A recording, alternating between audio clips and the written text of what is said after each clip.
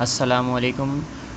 Today we are going to discuss the pressure of gas molecules, that is P is equal to 1/3 rho v bar square। तो हम आज देखेंगे कि gas के molecule जो किसी भी कंटेनर के अंदर प्रेशर एक्सर्ट करते हैं वो बराबर होता है P is equal to 1/3 rho v bar square के। अच्छा, अब ये गैस प्रेशर जो है इसको समझने से पहले हमें kinetic molecular theory of gas को थोड़ा सा डिस्कस करना होगा। अब kinetic molecular theory of gas क्या है, उसके पोस्टुलेट्स क्या हैं, अहम पॉइंट्स क्या हैं, उसको थोड़ा सा हम यहाँ डिस्कस करते हैं। तो यहाँ पर एक कंटेनर मैं ड्रॉ करता हूँ और इस तरीके से आपको बताया जाएगा कि ये गैस कंटेनर है। अच्छा, अब इस गैस कंटेनर के हम कुछ एक्सेस भी ड्रॉ करेंगे।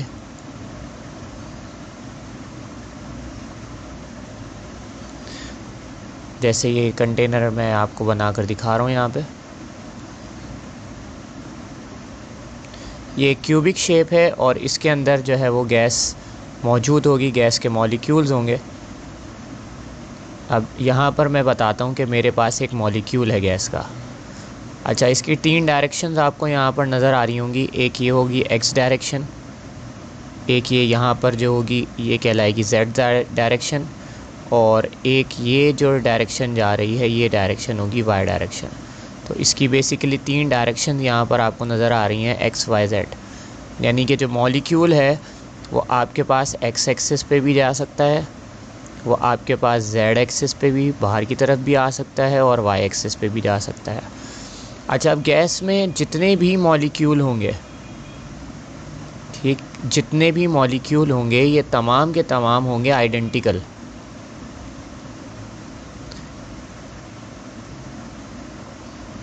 आइडेंटिकल का मतलब क्या है, इन तमाम का जो मास है वो सेम होगा।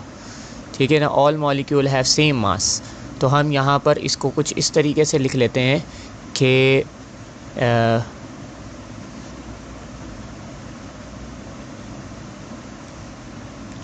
यहाँ पर लेट करके लिखते हैं।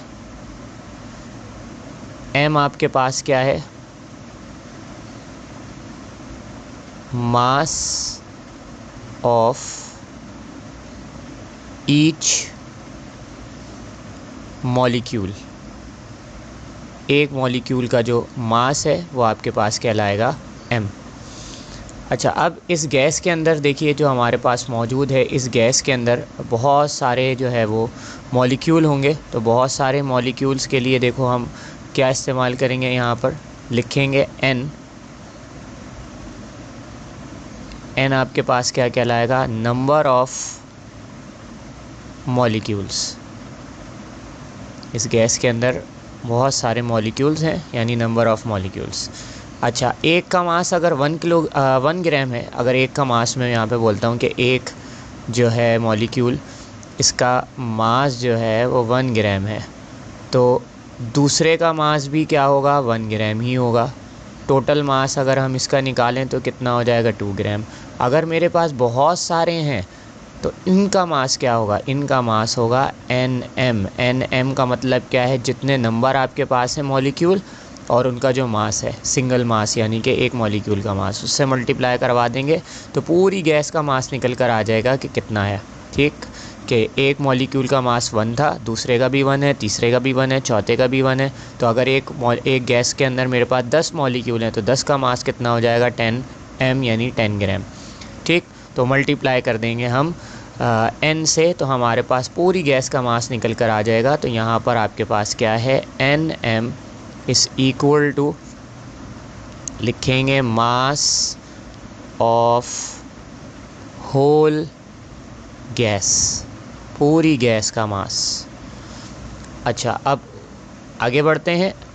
ये जो मॉलिक्यूल यहाँ मूव कर रहा है, इट हैव सम वेलोसिटी।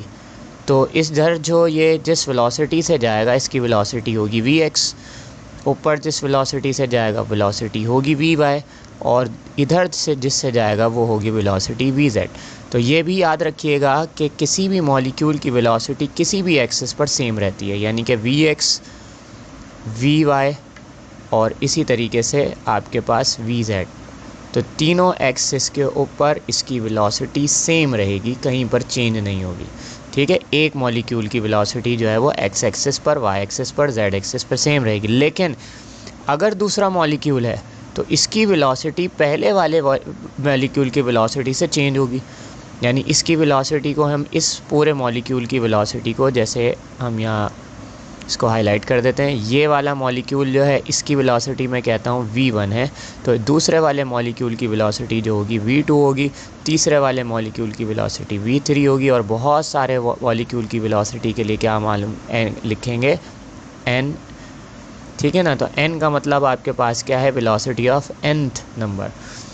तो अब ये मुख्तलिफ डायरेक्शंस में मूव भी कर रहे हैं। तो अगर V3 है यानी कि तीसरा मॉलिक्यूल है, तो ये x एक्सिस पर, y एक्सिस पर और z एक्सिस पर सेम वेलोसिटी से मूव करेगा। सही, यानी कि जितने भी गैस के अंदर मॉलिक्यूल हैं सबकी वेलोसिटी एक दूसरे से मुख्तलिफ है, लेकिन एक वेलोसिटी जिस वेलोसिटी से एक मॉलिक्यूल x एक्सिस पे जा रहा है उसी से y पर जाएगा, उसी से z पर जाएगा।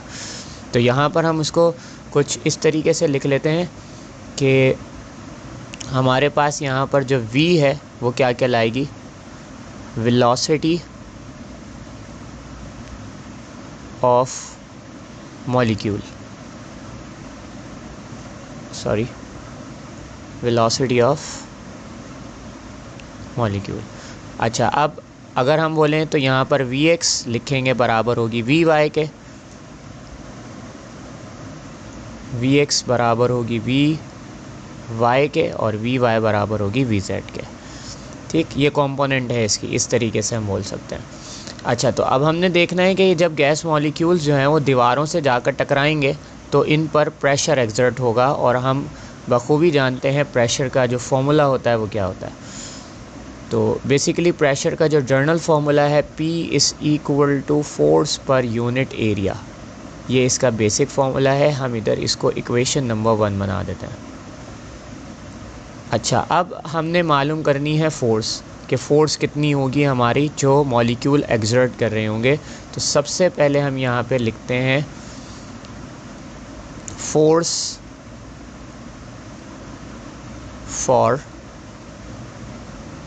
1 मॉलिक्यूल। एक मॉलिक्यूल की जो फोर्स है वो कितनी होगी, उसी रिस्पेक्ट से हम दूसरे मॉलिक्यूल की निकाल सकते हैं, तीसरे की निकाल सकते हैं, और पूरे गैस के अंदर जितने मॉलिक्यूल हैं सब की निकाल सकते हैं। तो अब हम यहाँ पे देखिए लिखते हैं फ़ोर्स का फॉर्मूला। वैसे तो फ़ोर्स का फॉर्मूला होता है F = ma, लेकिन हम यहाँ पर फोर्स बराबर है ma के इस्तेमाल नहीं कर सकते, क्योंकि हमें एक्सेलरेशन नहीं मालूम कि कितना एक्सेलरेशन होगा मॉलिक्यूल का। तो हम यहाँ पर इस्तेमाल करेंगे फॉर्मूला F = ΔP/T, यानी change in momentum in a unit time. अब ये फार्मूला कहाँ से आया, ये फार्मूला कैसे होता है, ये आपने बेसिक क्लासेस के अंदर पढ़ा होगा कि फ़ोर्स जो है वो बराबर है ma के। तो अगर मैं a को रिप्लेस करूँ तो a का फार्मूला होता है change in velocity in a unit time. और आपको ये भी मालूम होगा कि मोमेंटम का जो फार्मूला है, जैसे ये जो चीज़ लिखी ये मोमेंटम का फार्मूला है यानी mv, तो ये m डेल्टा v है, तो क्या आ जाएगा ΔP/T। तो ये मोमेंटम का फार्मूला आपके पास मौजूद है। तो अब यहाँ पर आपके पास ΔP का मतलब क्या है, change in momentum, change in momentum. अच्छा, अब चेंज निकालते किसी का कैसे हैं हम, आपको मालूम है कि चेंज जो होता है वो होता है final minus initial. Final momentum में से इनिशियल मोमेंटम को माइनस कर दिया जाए तो वो कहलाता है चेंज। तो अब मोमेंटम का फॉर्मूला हमारे पास क्या होगा, हम उसके लिए यहाँ पर काम करते हैं। और सबसे पहले यहाँ लिखेंगे कि ये काम कर रहे हैं हम अलॉन्ग एक्स एक्सिस के, क्योंकि एक एक्सिस के ऊपर काम करेंगे फिर आगे चलकर तीनों एक्सिस के ऊपर काम करेंगे। तो लिखेंगे यहाँ पर सबसे पहले अलॉन्ग एक्स एक्सिस। तो अब अलॉन्ग एक्स एक्सिस के रिस्पेक्ट से अगर मोमेंटम में देखूँ तो मेरा चेंज इन मोमेंटम क्या हो जाएगा, लिखूँगा change in momentum is equal to, यहाँ लिखूँगा mvx माइनस और माइनस का mvx। अब ज़रा गौर से देखिए कि ये माइनस mvx कैसे आया और ये mvx क्या है। हम जानते हैं कि मोमेंटम का फॉर्मूला होता है mv। Along x axis velocity क्या हो जाएगी x। जैसे कि मैं यहाँ पर इसी तरीके से दोबारा एक कंटेनर बनाता हूँ और बोलता हूँ कि मेरा मॉलिक्यूल जो है वो पहले जो है एक्स एक्सिस पर इस डायरेक्शन में जा रहा है, ठीक। तो आपके पास इनिशियल माइनस फाइनल, ये फाइनल माइनस इनिशियल जो हमने यहाँ लिखा हुआ है, तो आप इसको फाइनल कह दें पॉजिटिव एक्स एक्सिस की डायरेक्शन में, और इधर इसको इनिशियल कह दें कि पहले इधर जा रहा था, वो इधर गया, इस दीवार से टकरा कर वापस आया, तो ये इसकी फ़ाइनल मोमेंटम है। तो इसीलिए जब टकरा कर वापस आ रहा है, तो वापस टकरा कर जब वापस आ रहा है तो आपके पास ये पॉजिटिव एक्स एक्सिस पे आ रहा है। देखिए यहाँ पर एक्स एक्सिस जो होता है वो क्या होता है, पॉजिटिव होता है। यहाँ एक्स एक्सिस पॉजिटिव है, और यहाँ की बात की जाए तो यहाँ पर एक्स एक्सिस क्या होगा, नेगेटिव होगा। तो इसीलिए इनिशियल मोमेंटम को मैंने यहाँ पर माइनस में लिखा है कि ये माइनस mvx है, टकराने से पहले और टकराने के बाद पॉजिटिव हो गया। सिर्फ इसलिए इसको किया ताकि हमारे पास आगे जाकर माइनस की साइन ना आए। तो चेंज इन मोमेंटम हमारे पास बराबर हो जाएगा mvx माइनस माइनस क्या हो जाएगा, प्लस mvx। अगर मैं ऐसा नहीं करता, फाइनल को मैं माइनस में लेता, इनिशियल को मैं प्लस में लेता, तो मेरे पास माइनस की साइन आ जाती। तो अब मेरे पास ये जमा होकर ऐड होकर कितने हो जाएंगे, 2mvx।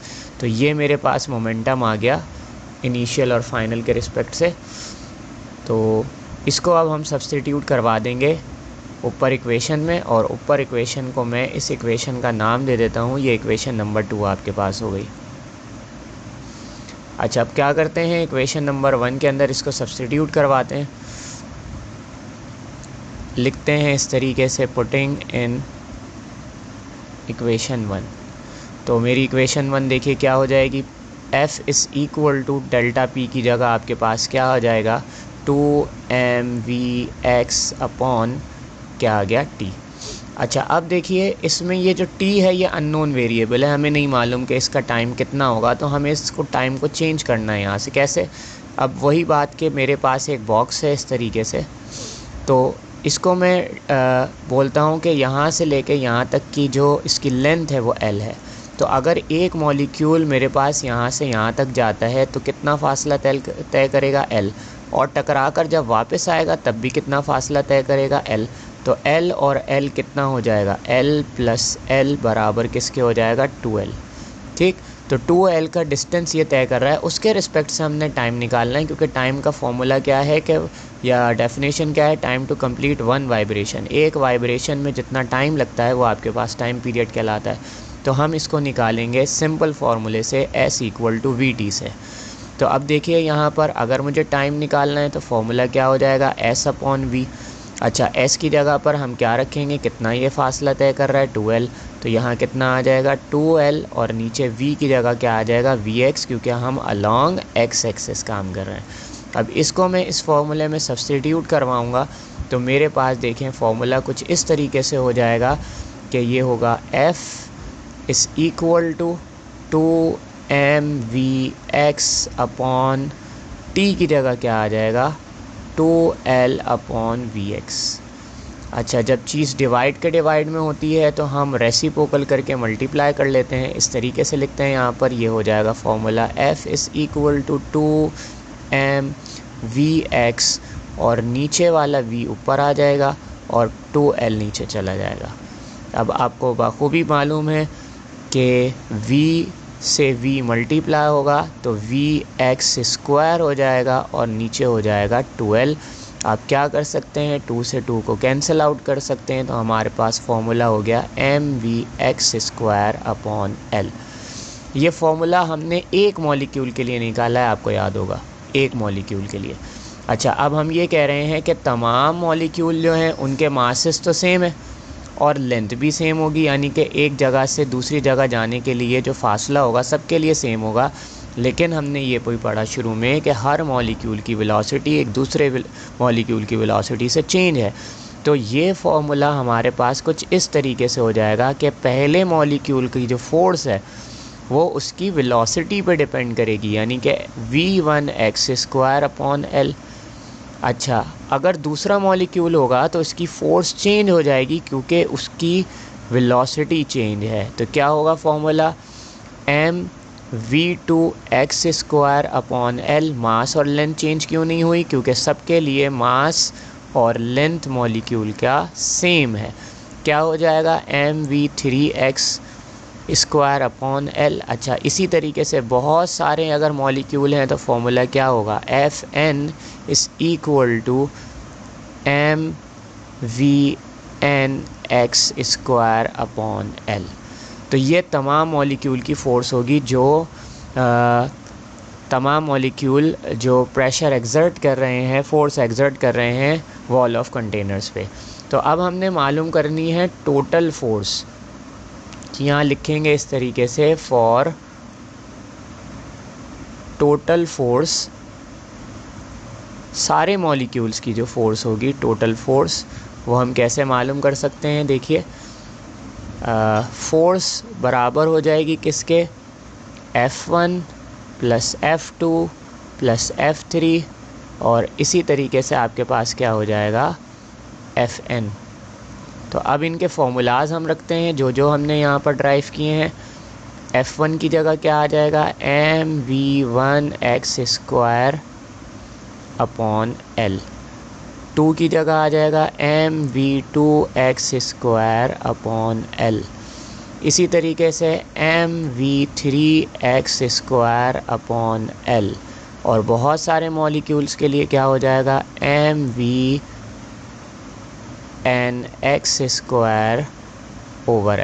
ठीक, तो अब इनमें देखिए कॉमन क्या आ रहा है इस पूरे फॉर्मूले के अंदर। ये जो फॉर्मूला हमने यहाँ लिखा, तो इसमें से कॉमन फैक्टर निकालते हैं। तो फॉर्मूला आपके पास क्या हो जाएगा, F=m/L। हमारे पास यहाँ क्या बचेगा, v1x² + v2x² + v3x², और इसी तरीके से आपके पास हो जाएगा vnx²। अच्छा, अब बहुत सारी वेलोसिटीज़ हैं। अगर फ़र्ज़ करें मेरे पास कंटेनर के अंदर थाउजेंड्स या मिलियंस ऑफ मॉलिक्यूल मौजूद हैं, तो सबकी वेलोसिटी तो मैं नहीं निकालूंगा। तो मेरे पास क्या होना चाहिए, एक एवरेज होना चाहिए, एक दरमियानी वेलोसिटी होनी चाहिए जो मैं यहाँ रखूँ। अच्छा, एवरेज का फॉर्मूला क्या है, अगर मेरे पास दो क्वांटिटीज़ हैं, जैसे x1 है + x2 है, इसको मैं जब 2 से डिवाइड करूँगा तो ये मेरा कहलाएगा एवरेज। ठीक, अगर मेरे पास फ़र्ज़ कीजिए 3 क्वांटिटीज़ होती हैं, x1 + x2 + x3, मैं प्लस करता सबको और डिवाइड किससे करता, 3 से। तो अभी मेरे पास कितनी वेलोसिटीज़ हैं, जी मेरे पास n वेलोसिटीज़ हैं। तो यकीनन मुझे इनको किस नंबर से डिवाइड कराना होगा, n से डिवाइड कराना होगा। तो देखिए मैं क्या करूँगा, इन सब को n से डिवाइड कराऊँगा। अब मैथमेटिकल रूल के मुताबिक आपके पास क्या होता है, जब किसी चीज़ को आप n से डिवाइड करवाते हैं तो आपको उसको n से मल्टीप्लाई भी कराना होता है। तो मैंने यहाँ पर इस पूरी इक्वेशन को n से डिवाइड किया और n से मल्टीप्लाई करवा दिया। अब देखिए ये जो चीज़ मेरे पास है ना, ये पूरी चीज़ बन जाएगी एवरेज। और एवरेज को लिखने का फॉर्मूला क्या होता है कि उसके ऊपर बार लगा देते हैं। बार का मतलब है एवरेज। तो मेरे पास ये जो फॉर्मूला है मेरा, ये कुछ इस तरीके से हो जाएगा, F=, यहाँ मैंने n मल्टीप्लाई में लगाया था, nm/L, और ये पूरी चीज़ जो है वो क्या बन गई, एवरेज। तो एवरेज के लिए मैं v बार लगाऊंगा। अच्छा, अब सबके साथ x आ रहा है तो इसके साथ x भी लगाना पड़ेगा क्योंकि अलॉन्ग x एक्सिस काम कर रहे हैं, और सबके पास स्क्वायर है तो मुझे इसके ऊपर स्क्वायर भी लगाना पड़ेगा। तो फाइनली ये तमाम मॉलिक्यूल की फ़ोर्स निकल कर आ गई जो मॉलिक्यूल एक्सर्ट कर रहे हैं किसके ऊपर, वॉल ऑफ कंटेनर के ऊपर। अब हमने इस फॉर्मूले को पुट करवा देना है, पुटिंग इन इक्वेशन 1, जो हमारी रियल इक्वेशन थी प्रेशर की। देखिए क्या, प्रेशर की ये इक्वेशन, इसमें फ़ोर्स है तो ये फ़ोर्स टोटल फ़ोर्स है मॉलिक्यूल्स की। तो इधर मैं इसको सब्स्टिट्यूट करवाता हूँ तो मेरा फॉर्मूला देखिए कुछ इस तरीके से हो जाएगा, कि प्रेशर बराबर होगा, फोर्स अभी हमने निकाली Nm/L, और ब्रैकेट में लिखेंगे V बार स्क्वायर, नीचे x भी आ रहा है और पूरे के नीचे क्या आ जाएगा A। अच्छा, अब A के नीचे कुछ नहीं है तो यकीनन A के नीचे क्या होगा 1, तो डिवाइड के डिवाइड में इसको रेसिप्रोकल करके मल्टीप्लाई करवाएंगे तो क्या हो जाएगा Nm/L, और यहाँ क्या हो जाएगा V बार स्क्वायर x, और मल्टीप्लाई में 1 क्या हो जाएगा A। अच्छा, अब लेंथ और A मल्टीप्लाई हो रहे हैं तो हम इसको ऐसे लिख सकते हैं P = Nm V bar square x, और नीचे आपके पास क्या हो जाएगा लेंथ इंटू A। आपको मालूम होना चाहिए कि जब हम एरिया को लेंथ से मल्टीप्लाई करते हैं तो वो हमारे पास वॉल्यूम के बराबर होता है। तो इस फॉर्मूले को आगे चलकर हम कुछ इस तरीके से लिख सकते हैं कि ये फॉर्मूला हो जाएगा P = Nm/V, और ये V वॉल्यूम का V है, और ये V जो हम लिख रहे हैं ये वेलोसिटी का V है, इसलिए इसको थोड़ा सा डिफरेंट अंदाज में बनाते हैं। अच्छा, अब यहाँ पर एक इम्पॉर्टेंट फैक्टर देखिए, Nm का मतलब क्या था, मास ऑफ होल गैस। अब मास ऑफ होल गैस को जब मैं वॉल्यूम से डिवाइड कराऊंगा, आप जानते हैं कि मास को जब वॉल्यूम से डिवाइड किया जाता है तो क्या चीज़ आती है जी, डेंसिटी आती है। तो मास पर यूनिट वॉल्यूम किसके बराबर है, डेंसिटी के बराबर है। तो यहाँ पर प्रेशर का फॉर्मूला हो जाएगा रॉ और V बार स्क्वायर x। अच्छा, ये फॉर्मूला हमारे पास प्रेशर का आया है, लेकिन सिर्फ और सिर्फ किस एक्सिस के अलोंग, x एक्सिस। अब ऐसे ही हमने y एक्सिस पर देखना है और z एक्सिस पर देखना है, लेकिन हमें इसको आगे करने की ज़रूरत नहीं, क्योंकि हमें मालूम है जो वेलोसिटी अलोंग x एक्सिस पर होगी वही y एक्सिस पर होगी। तो हम इस तरीके से लिखेंगे कि प्रेशर रॉ जो है वो हो जाएगा V bar square yx, along y के अलोंग हो गया ये। और इसी तरीके से हम लिखेंगे कि अलोंग अगर z एक्सिस होता तो z एक्सिस क्या हो जाएगा, ये P = raw V bar square zx। ठीक, तो ये आपके पास हो जाएगा। तो अब इससे हमने टोटल प्रेशर निकालना है, यानी कि अगर एक मॉलिक्यूल मेरे पास x एक्सिस पे जा रहा है, z एक्सिस पे जा रहा है, y एक्सिस पे जा रहा है, तो इनकी अलग अलग कंपोनेंट तो आ गए। अब सेम अगर ये जाएगा किसी एक्सिस के ऊपर तो इसका मतलब टोटल प्रेशर क्या होगा, तो टोटल प्रेशर के लिए टोटल वेलोसिटी चाहिए। टोटल वेलोसिटी कैसे निकाल सकते हैं इनके कंपोनेंट से, तो आपने बेसिक क्लास में फॉर्मूला पढ़ा होगा कि किसी वेक्टर के कंपोनेंट से वेक्टर कैसे निकाला जाता है। तो ये फॉर्मूला होता है Vx square plus Vy square plus Vz square. अब हमने अभी पढ़ा था ऊपर कि जो वेलोसिटी x एक्सिस पर है, इस तरीके से जो वेलोसिटी x एक्सिस पर है वही y पर होगी और वही z पर होगी। तो मैं क्या करूँगा, इस फॉर्मूले के अंदर जहाँ पर x है वहाँ पे x रहने दूँगा, लेकिन दूसरी जगहों पर मैं रिप्लेस कर दूँगा x से, यानी मैंने सब जगह पर Vx स्क्वायर लिख दिया, क्योंकि सब जो हैं वो सेम है। मैं सब जगह y भी इस्तेमाल कर सकता था, सब जगह z भी इस्तेमाल कर सकता था। तो इधर से मेरे पास वेलोसिटी के कंपोनेंट से एक्चुअल वेलोसिटी पता चल जाएगी। अब इन तीनों को जब प्लस करेंगे तो ये क्या हो जाएगा 3V बार x स्क्वायर, इस तरीके से। अब मुझे क्या करना है, रूट ख़त्म करना है। तो रूट ख़त्म करने के लिए मैं क्या करूँगा, स्क्वायरिंग करूँगा बोथ साइड।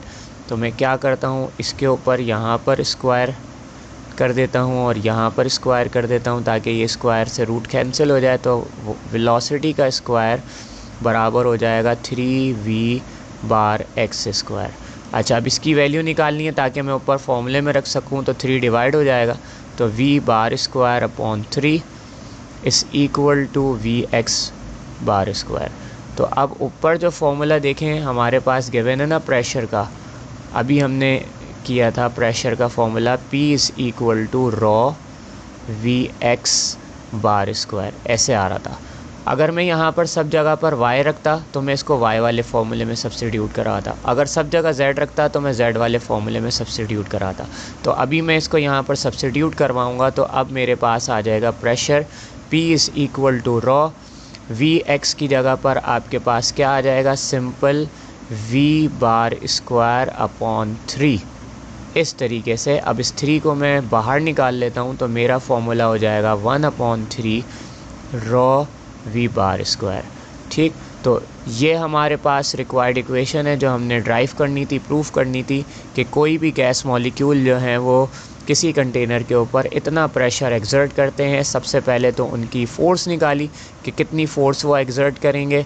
तो पहले एक मॉलिक्यूल की हमने अलॉन्ग एक्स एक्सिस के ऊपर फ़ोर्स निकाली, फ़ोर्स निकालने के बाद तमाम मॉलिक्यूल की फ़ोर्स को ऐड किया, फिर हमने इसको प्रेशर के फॉर्मूले में रखा और इसको डेंसिटी में कन्वर्ट किया, तो हमारे पास ये फाइनल रिज़ल्ट आ गया P is equal to 1/3 rho V bar square. अगर कोई क्यूरीज़, कोई क्वेश्चन है तो आप कमेंट बॉक्स में ज़रूर पूछ सकते हैं। जज़ाकल्लाह।